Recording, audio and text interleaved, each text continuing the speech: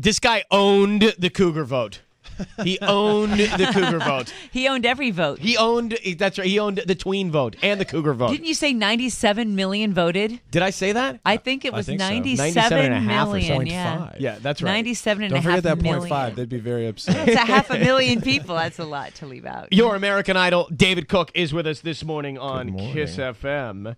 And remember that day. That was a long day at the Nokia, and that was a moment, and I looked up, and I said, David, hold a beat, and I looked down at the name, and I thought, oh, it's Cook. Yeah, you did hold a beat there, Mr. TiVo, didn't you? And, I had no idea, just for the record, because people said to me, you said, and the winner is... Bang, right when the TiVo's cut off. If I tried to plan that to time out, I couldn't.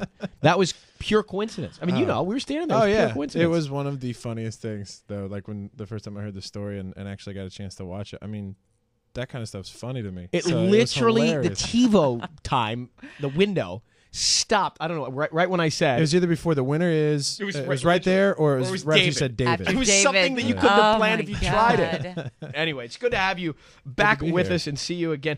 What adjustments have you had to make since winning this competition? Honestly,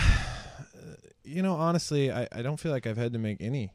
I feel like I'm still the same person. It's just I get to do some cool things and travel, and I got to go to New York after the finale for the first time, and had a blast. So for me, it's just it's kind of sensory overload more than anything. Has it still sort of just? I mean, has it even resonated that you are on that list now of being a winner on American Idol because you didn't even want to try out, or originally you didn't even try out? Yeah, no. I mean, it hasn't. So I haven't surreal. internalized it at all.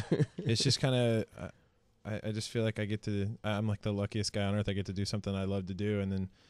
Occasionally, like in 10-second spurts, I usually think about it, and then it weirds me out, and I have to go do something else. Because remember, Ellen, this story, he came to the auditions initially to support his younger brother, Andrew. I remember. And then David ends up auditioning, doing okay. Then it's Lionel Richie night, and then it's You're the American Idol. That's right. And then that brother was the one that got a shot of, and he said, "That's my brother." What a special moment that was. It was so cool. Yeah, and I actually, it was one of the cool things I've been able to do since the show ended was I got to take him out for his 21st birthday and kind of, give him just a nice night out. So it was fun. Wasn't he a little pissed though? Wasn't it that it wasn't him? Maybe just a little bit. Maybe for a minute. But he's a great guy. He was cool. Yeah.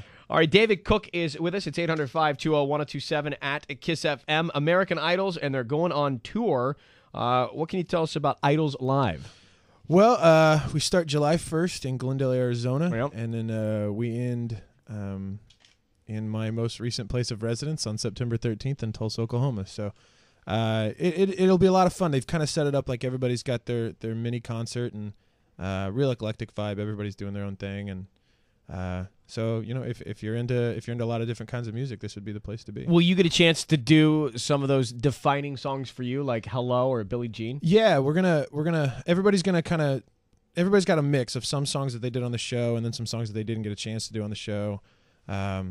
So everybody's kind of got some surprises up their sleeves. So This was a defining moment for David Cook on American Idol. Oh, yes. And Lionel Richie called the next day. He was stoked. And Simon saw him at the grocery store. That was weird. yes. I'll never forget that week. What did he say he was buying? Carrots. Was it carrots? Yeah. I think it was carrots. Peas. I think peas, maybe. Peas and carrots. Just carrots. I mean, that week, we all saw on paper that you were doing Hello, Lionel Richie, and thought, oh, my God, I remember. What in the hell is that going to sound like? And then, of course, you nailed it, and that's what they said on the show. But it was also the same week that Simon on the air said, live, I just ran into Lionel Richie at the grocery store when I was buying peas. Yeah. And I, of course, thought he was just making it up. But it was a true story. Yeah, it sounded like such an absurd story. Because Lionel called. He's like, yep, that's true. Anyway, that David Cook, he's amazing. No, he loved it. Might have been one of the, I guess, one of the coolest things for us is the day after when some of these artists would call into us and say, I can't believe he did my song. He did it so well. And for you to hear from the original artist sometimes must have been pretty incredible as well. That's like the biggest trophy I could ever get for doing a song like that. So to have people like Lionel call in, and I think Mariah had nice things to say after I did. She did. Always Be My Baby. So I After you out, did man. Dreamweaver? Or what is it? Dreamweaver. From back in the day? Oh, yeah. It's 800-520-1027 at Kiss FM. On the other end of the line, I've got Hacienda Heights and Lava. How are you? Good. How you doing? Good, darling. Thank you for listening to us. You're caller 102, so I got that Voodoo system for you, which is it's like 2 movie stores all in one little device. Press play, and you got every movie in the world. Thank you, Ryan. All right? Hi, Ellen. Hi, congratulations. Thank you so much. I've never won anything. This is my first time. This is a good one to win, trust me. Like, Thank I'm you. trying to call in on this. You know I love you. David Cook, Time of My Life, Kiss FM.